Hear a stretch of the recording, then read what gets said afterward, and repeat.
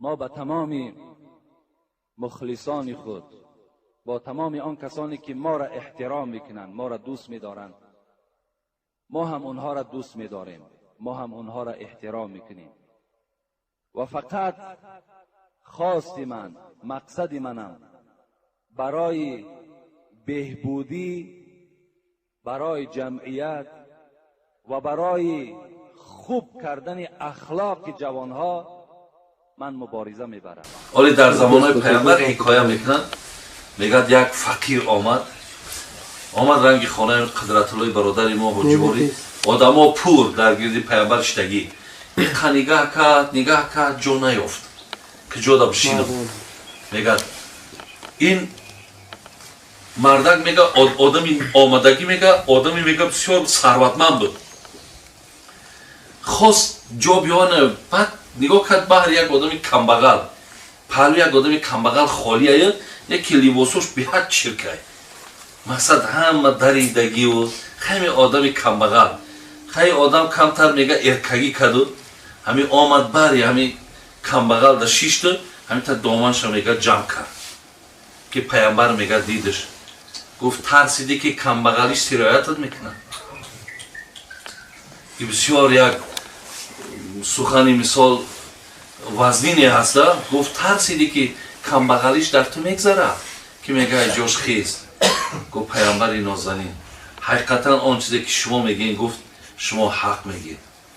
مقصد من دامن جمع کردم تا در لباس همین آدم آلوده نشود، لیکن به خاطر آن که اگر دل همین بنده رنجیده باشه، نصف مال ما دادمش، مرا ببخشد، نصف مال ما دادمش. میگه پیامبر گفت که چی میگوی در گپی برادرت؟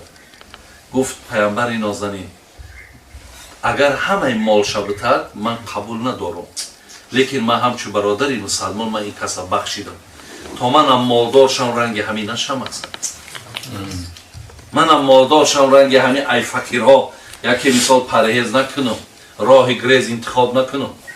ولی جنابی همین سفیان ثوری بسیار یک گپی زیبا دارد، میگه اگر یک آدمی کمبغل بیچاره رعایت نکرده، اینجا تو آش خورده سید همین بیاو در پروا کرد بشنند شد درست که خورده میگیرد، همینجا اگر تبت خیره شود تو تکبری، تو کیبر داری، تو کیبر داری. پهلو در نشستگی آدمی کمبغل هم میگه باید که هیچ وقت شیشت مرحمت برادر عزیز آشد شود، باید میگه با دلی صاف باشد. اگر که یک دیدی که نفاریده و تبت نکشید، میگه تو در وجودت کیبر داری.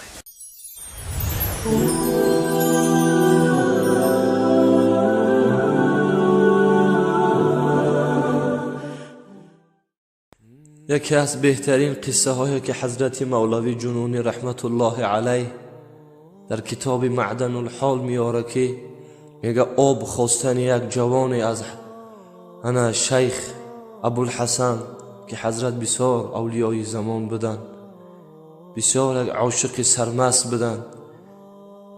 حضرت مولوی جنونی رحمت الله علیه قصه همی جوانی که از حضرت شیخ ابوالحسن آب طلب میکرده بیابان، همیره بسیار برشته نظم میدروره.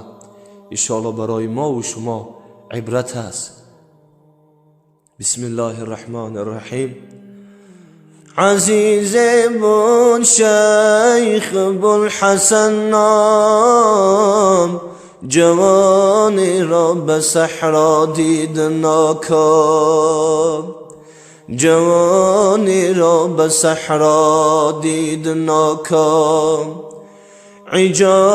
عجایب با ملاحه نوجوانی، سلام انداخت با شیخی زمانی. یک روز میگه حضرت شیخ ابوالحسن که عاشقای خدا بسیار به بیابان میرفتن، میگه ناگه یک جوانی را در صحرا در بیابان دید، بسیار جوانی زیبا و نیکی سرگردان بود. او جوان هم حضرت دید و سلامش داد. بیگفت شیخ می باید مرا آب، وضو سازم کنم سجده به وهاب، به درگاهی خدا سازم مناجات،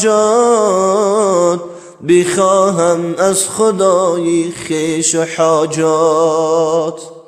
گفت شیخ آبداری گفت برای من کمک کگ آب بتی تا اینکه من وضو بگیرم. گفت من وضو بکنم تا اینکه سجده به درگاه پروردگاریم کنم، سجده کنم از پروردگار خویش حاجات خود طلب بکنم تا اینکه او حاجت مرا برآورده بکنه.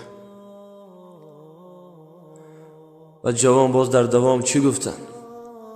دیهم از سجده بر ذاتی احد جان، روم مستان خوش با سوی جانا.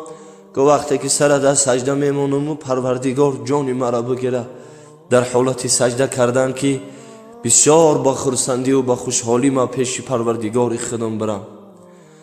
نخواهم زندگانی را از این بیش، که شد از داغ مشتاقی دلم ریش.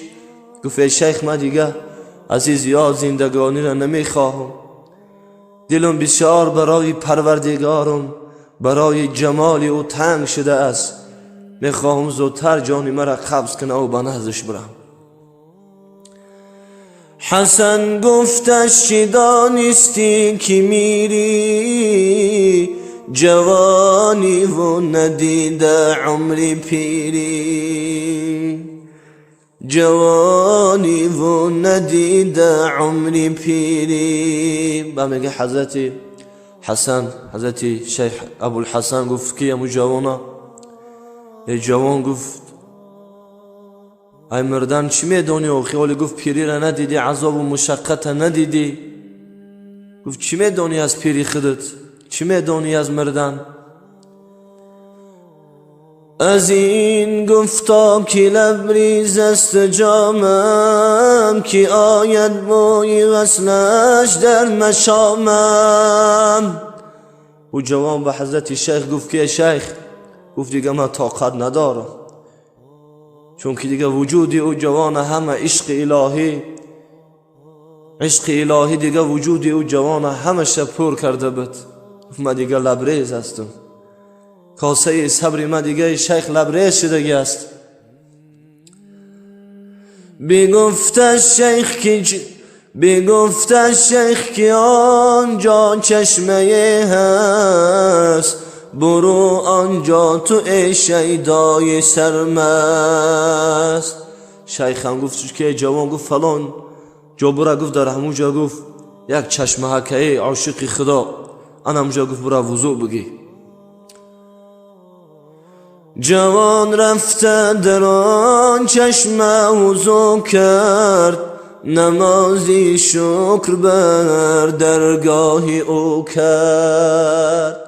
جوان رفت وضو گرفت و نماز شکرانه خواند، به سجده سر نهاده در مناجات، سپاری جانی خود از شوقیان زاد. سرکی خودش میگه در همون سجده موند و جانکش میگه پروردگاری مهربان برگرفت، جانش از بدنش خارج شد. نگر جان بازی می مستانی او را، نگر جان بازی مستانی او را، نگر مشتاقی وصلی جستجو را.